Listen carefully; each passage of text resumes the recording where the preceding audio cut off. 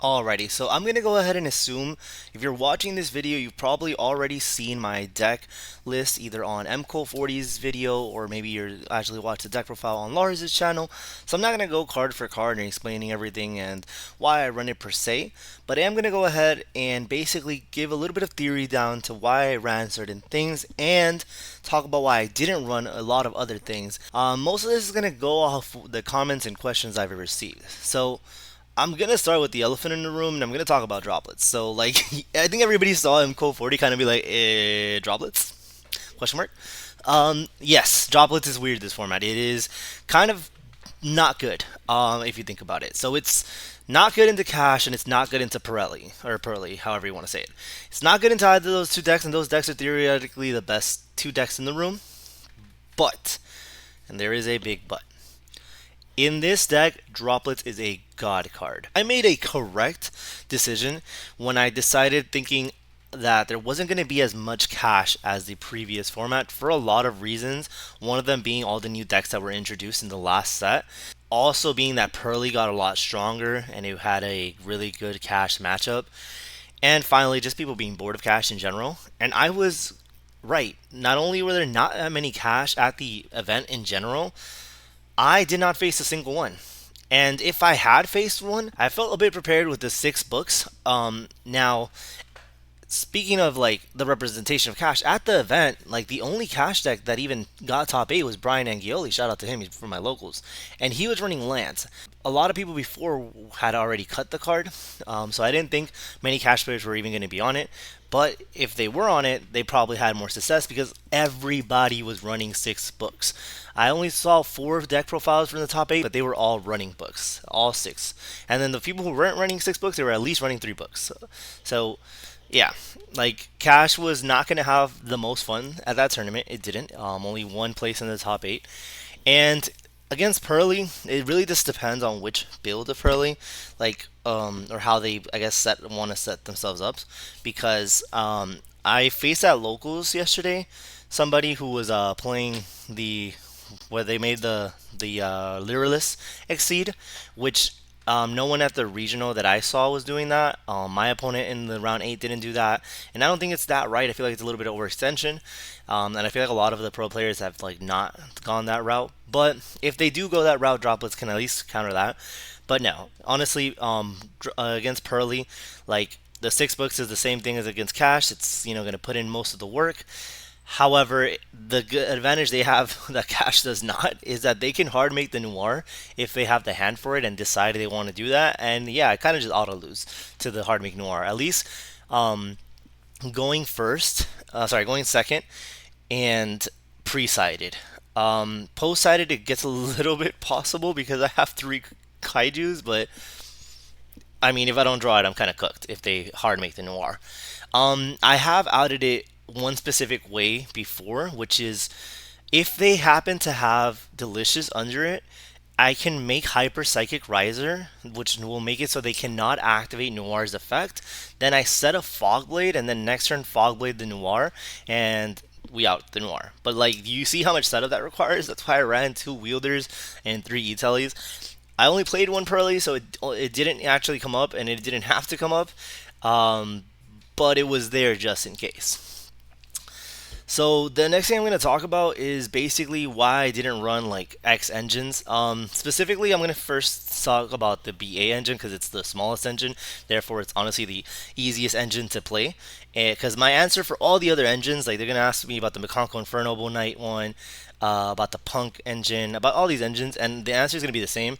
No matter how good those engines are, in my opinion, I cannot play that at a competitive level because of the fact that the adventure package takes up so much space, and especially since I'm running Illegal Knight, which a lot of people don't run Illegal Knight, and were asking me and they were saying, oh, Illegal Knight. I'll go into that in a second, but the adventure package takes up like 10 cards as is, and I need the 9. We only have 9 spaces for non-engine, and I need those 9. So I unfortunately just can't fit any other engine. Of course, I could make room for the BA package. So the BA package specifically, the reason I'm not running it is because I don't like it for multiple reasons, but the main one is the fact that the BA package makes your plays very linear, easy to predict, and it makes your Bardiche being negated 10 times worse. I played a mirror match in the at Nats, and I played it in round 7, and basically the guy had a Griffin, and he had a Bardiche. He had done the BA combo, which I immediately saw that he's had no names in graveyard because of doing the BA combo. And so he goes Bardiche effect, and I Ash it because I was playing Ash at the WCQ. And he essentially was put in a position where he either negates and loses his Omni Negate, or he just doesn't play further because he won't be able to extend anymore because he doesn't have any PK names in graveyard. He chose to negate with Griffin, and I literally had Twin Twister for his 2 Fog Blades next turn, and it was just wraps from there. Um, he was a good player, though. I'm not saying anything bad about him. He's a good player. I believe he got second at one of the regional. I think he said Arbor. I'm not 100% sure. And he played the deck right. I just don't like the BA engine for that reason. Also, it's a brick. Like, as you see, I'm trying to minimize the bricks. That's why I'm running a clean 40. I feel like almost every other every other PK list I've seen runs more than 40. I'm running a clean 40 and trying to keep it that way. Um, and the BA package, yes, you can summon them after you make Cherubini, and yes, you can pitch them off the Brave Engine after making Cherubini to bring it back. But that requires you to make Cherubini first. So you're saying that you're drawing a two monsters plus the BA card to do so, and then it's still just not that plus. So yeah, I don't think it's good because especially if you draw, let's say you draw both of them, and then your hand is like one level 3 monster, and then 2 non-engine cards, like you're just not playing. I guess. Well, no, if you draw both of them, you can make Cherubini. But even then, if it's like wielder, you can't you make Cherubini, and then if that Cherubini like gets stopped or whatnot, like I don't know, it's not like positive in my opinion. Yes, it gets you into the Appaloosa play a lot easier, but I don't go into the Appaloosa play. Like I literally very rarely make Appaloosa. It's usually to prevent from getting nipped, which I won't do if I have a Griffin. So I don't know, different play styles. I'm not hating on it. You guys can play it if you want to. I just don't like it. I feel like it's potentially a brick and can clog up the actual combo, making it so that if your British gets stopped, you don't have PK names to continue extending. Illegal Knight was a card that I was asked about, and people were saying they don't want to run it or they don't run it and that it's bad. Illegal Knight's amazing. Like Illegal Knight is honestly better than Griffin in 90% of the ways. The only reason why we go Griffin first is to protect from Nibiru. Like it is what it is. We have to protect from Nibiru. But Illegal Knight is crazy. First and foremost, drawing the Illegal Knight, like hard drawing it, and then doing your combo and then not knowing like, what Illegal Knight does, never seen Illegal Knight in their life, and then you just going main phase, activate Illegal Knight, summon, and then bounce to on resolution. Obviously, if they have no responses or triggers, blah blah blah. Yeah, it kind of goes crazy. Also, Illegal Knight is a dark monster, so it can help you make into Bardiche plays. And finally, it's a monster that allows you to give your opponent attack position monster so that you can hit it with Arc Rebellion, and they can't play around it by going in defense. Like I would never not run Illegal Knight. Since the day I found about Illegal Knight, I stopped. Sorry, I mumbled there. Since the day I started running Illegal Knight, I have not stopped. The day I read that card, I was like, oh, this is good. Now, my PK lineup is somewhat different than most people. Like I feel like almost everyone I've seen runs 3 of Torn Scales, and then and most people who don't run wings. I've seen even brave enough people to take out 1 Fog Blade, so they're like 2 Fog Blades and a Shade Brigade, and that's it.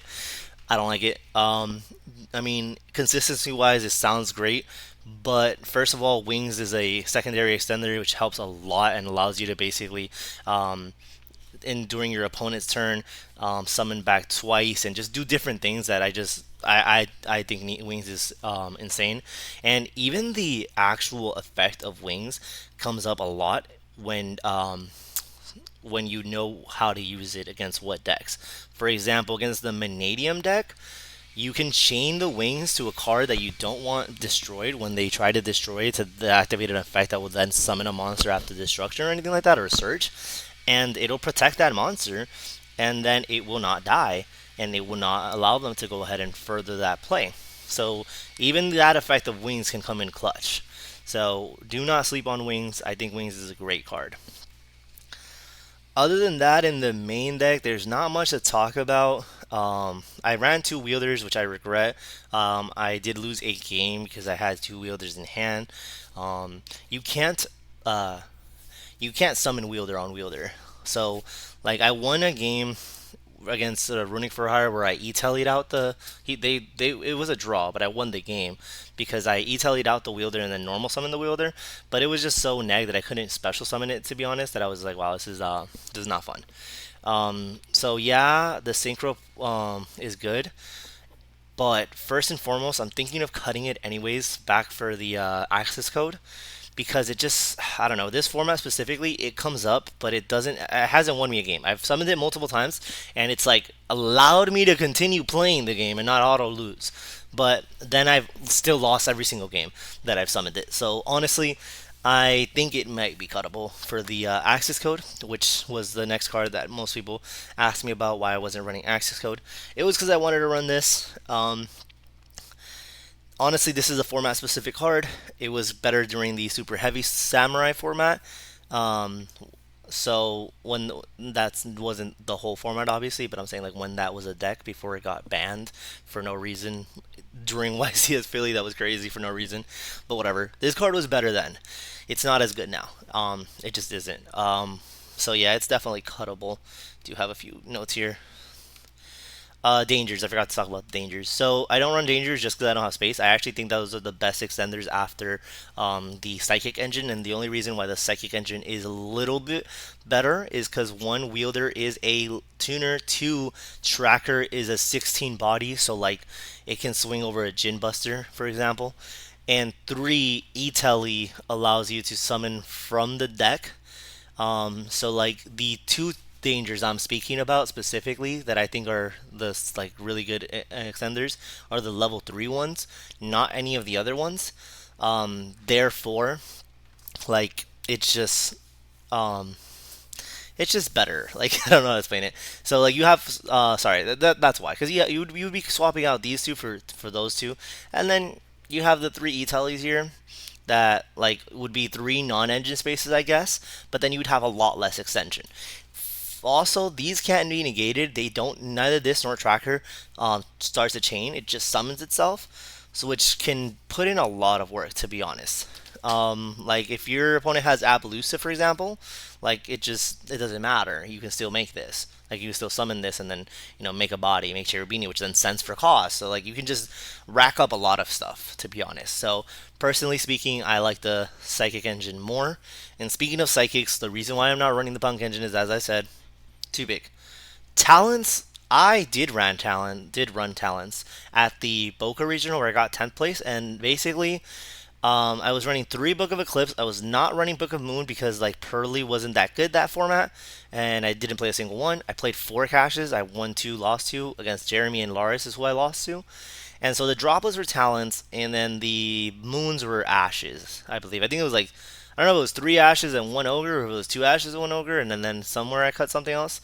But yeah, it was. I did run talents before. I do like talents. If I played talents, I would play thrust in the side, um, which I did not have access to because I gave back the thrust. But honestly, like I didn't have to give them back, so I could have run it. But the reason why I chose to not run it is just because droplets is like just so much more insane, and it outs Ibly. It stops the gimmick puppet clock.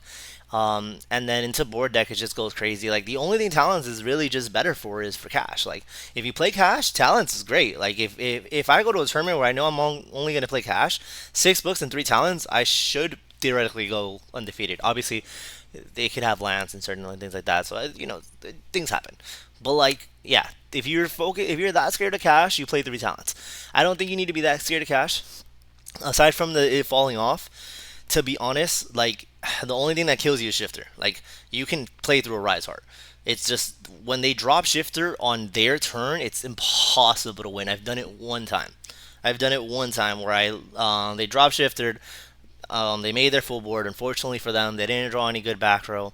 I literally just use the Brave engine to force out the Rise Heart. Then I used two level threes to make a Zeus line, and then from there, like they just lost to the one Zeus and a set Fogblade. So things happen, but like yeah, you can definitely play around a Riser, especially in this build where you're running six books. Like if they don't have lands, they're kind of cooked, and even if they do have lands, you can get lucky enough to draw two books, which I did multiple times.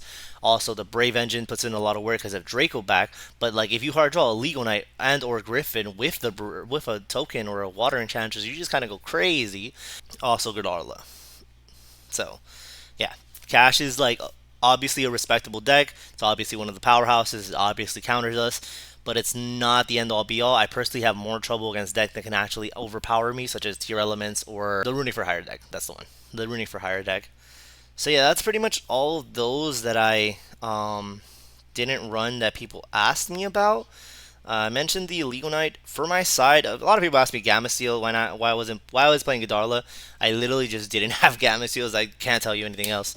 Drolls, they were in main deck because I didn't think Synchron was going to be that much of a powerhouse. I didn't think it was going to be running into it, which is the main thing I was concerned about, was getting my hand ripped. I only played one Synchron, and somehow Lancey has stopped their turn. I honestly, after submitting the deck list, I was like, I don't know if this is all good. But I mean, it worked. I don't know how. I mean, he had a Water Enchantress and a Stealth Synchron in hand, so I guess the two effects required banishing, and I got lucky. But yeah. Aside from that, in the extra deck, I don't think anything special here except for the Psychic High Riser. So that's pretty much the only thing that's like a tech card that I've actually never seen any other PK player run. A huge shout out to Sergio. I can't even take credit for this. This is not my idea. Right before YCS Philly, he told me about this card, and I tested it out, and it was great, that format. It definitely helped in the super heavy matchup. So I do really, really like this card. Will I continue playing it? I don't know. Alrighty, I hope you guys enjoyed the video. This will be the first of many. I do have a few videos already planned up and lined up that I'm going to be working on that hopefully will probably be releasing a day or two after this video is posted, including a video where I'm going to go over all the rulings and interactions that basically assisted me with my top, because honestly, although the deck is very powerful, I think it has to be played in a specific manner, and you have to be very, very corrected by your micro interactions, and knowing these rulings will help you guys, if you decide to play this deck, actually be able to profit off those micro interactions. So stay tuned for that one and many more videos to come. I hope you guys all have a great day, and we'll see you next time.